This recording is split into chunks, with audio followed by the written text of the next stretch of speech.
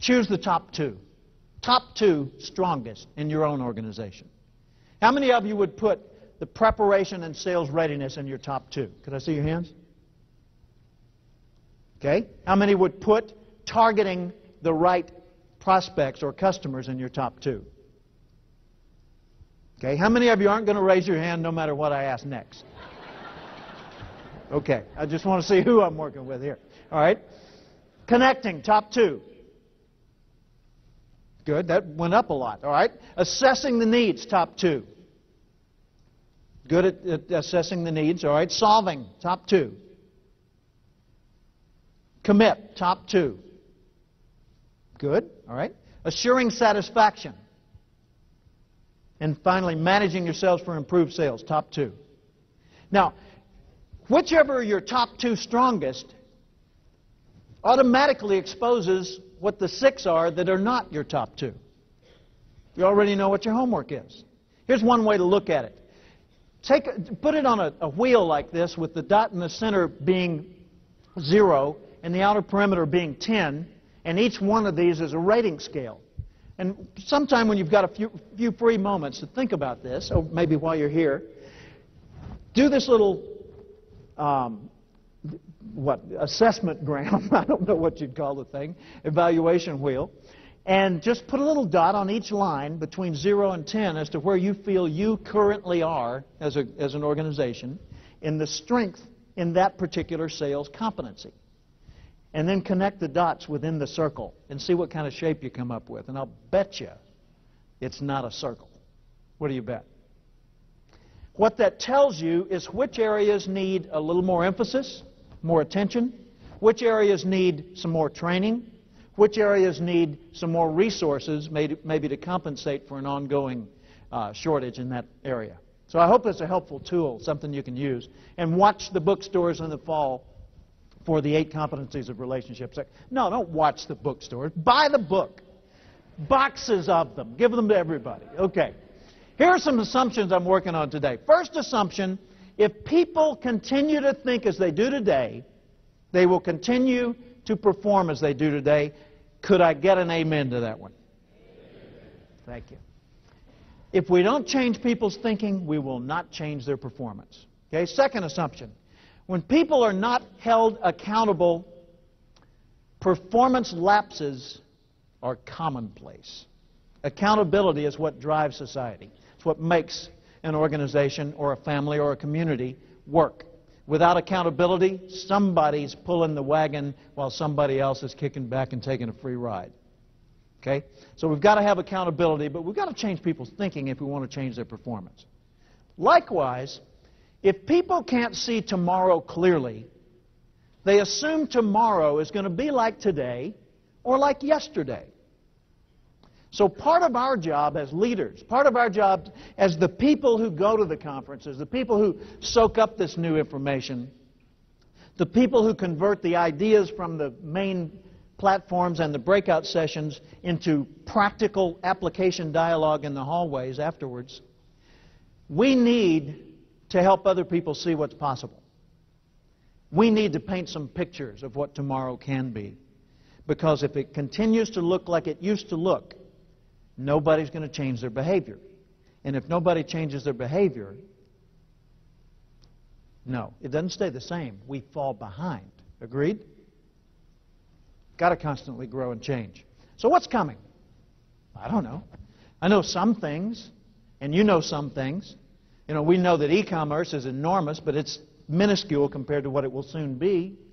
We know that skills that we used to deny that we were going to need, you know, like email and things like that. Nah, I don't need to fool with that. I got people that do that. Remember those days? Yeah, we're talking way back in like, I don't know, 99.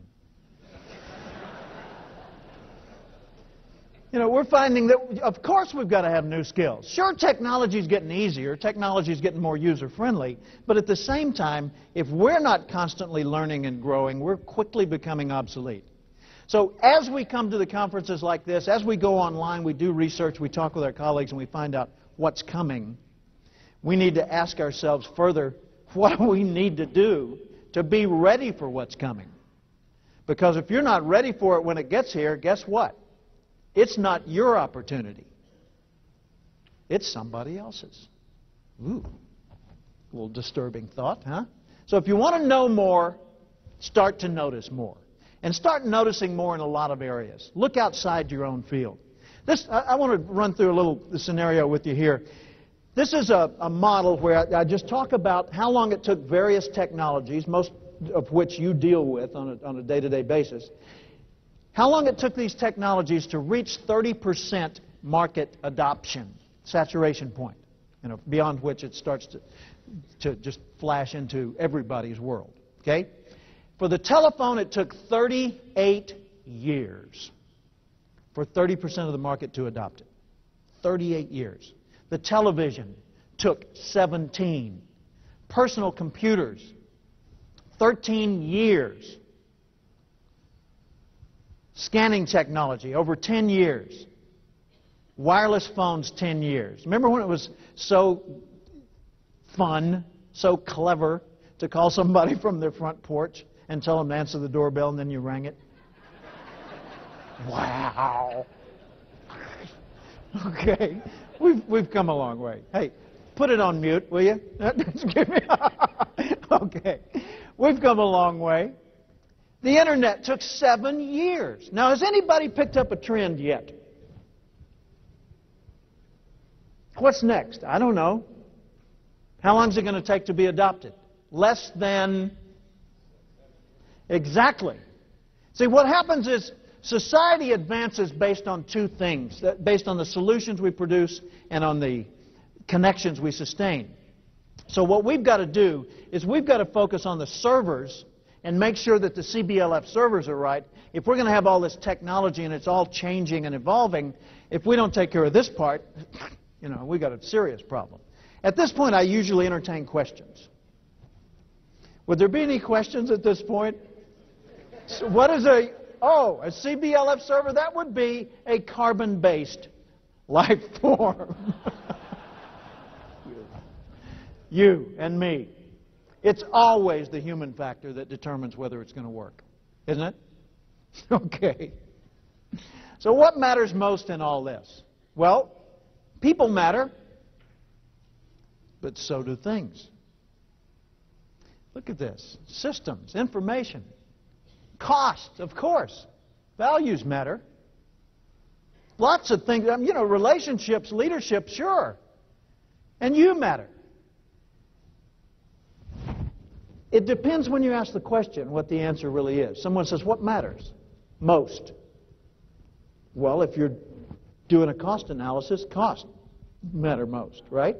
If it's tax time, accuracy would be good, okay? There's not a thing up here that doesn't matter.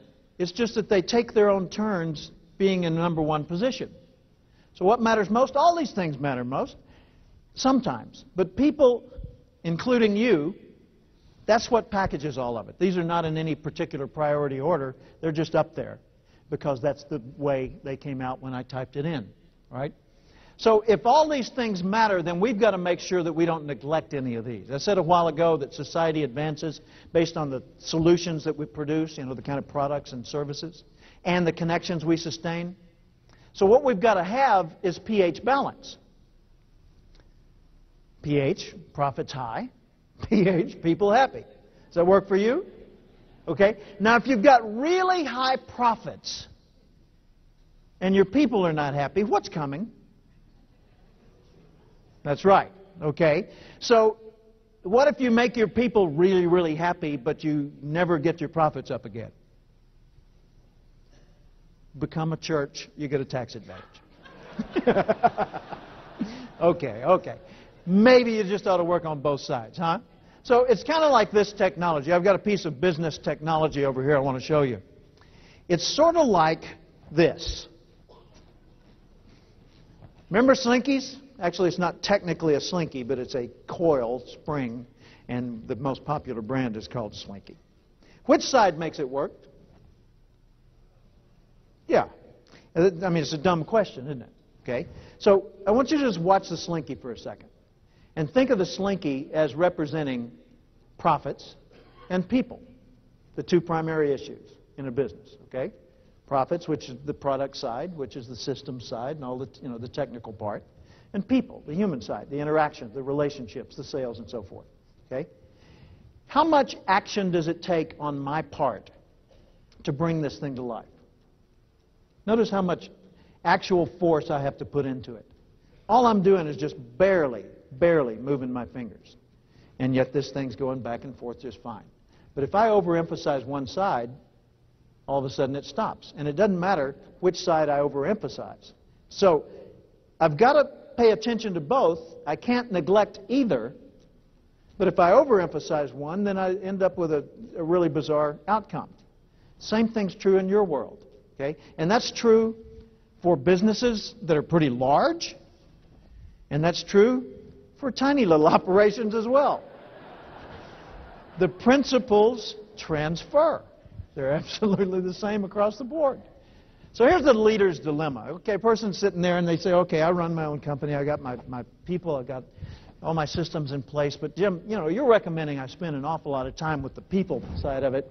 What if I put all this energy into training my people and then they leave? Valid concern. Here's a more important concern, though. What if you don't and they stay?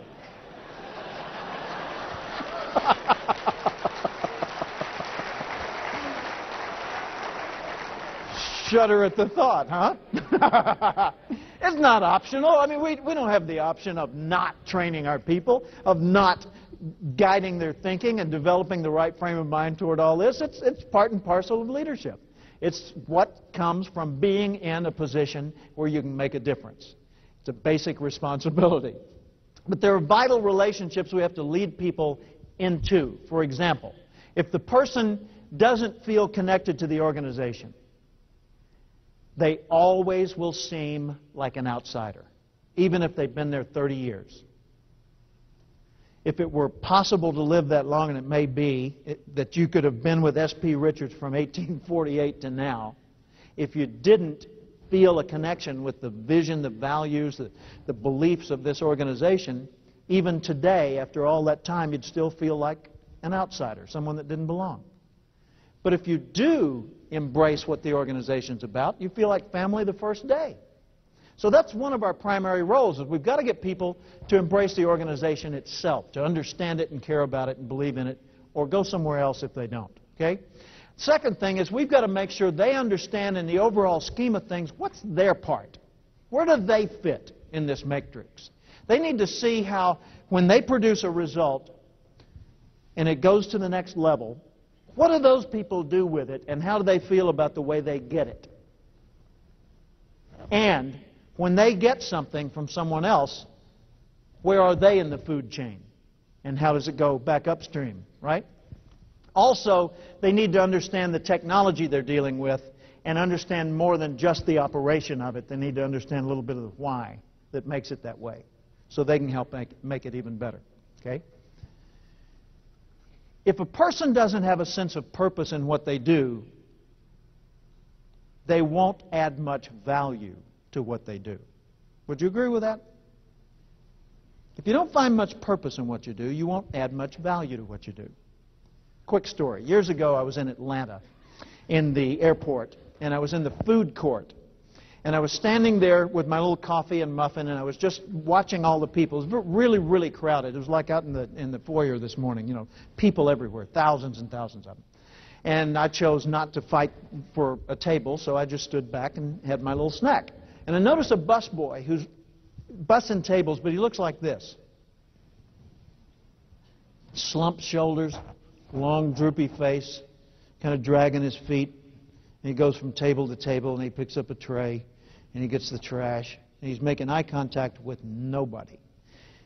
Goes over, he throws away the trash, takes his rag, goes to another table. I'm getting depressed watching this guy. I'm thinking, somebody ought to do something. So finally I finished my meal, and I threw away the trash, and I went over and I just tapped him on the shoulder. He recoiled. I think he thought he was going to get in trouble. I said, "Excuse me." He said, "Yeah." And I said, "What you're doing sure makes a difference here." He said, "No, sir, I did." Huh? I said, "What you're doing sure makes a difference here." I said, "Look at this place. It's jam-packed with people. If you weren't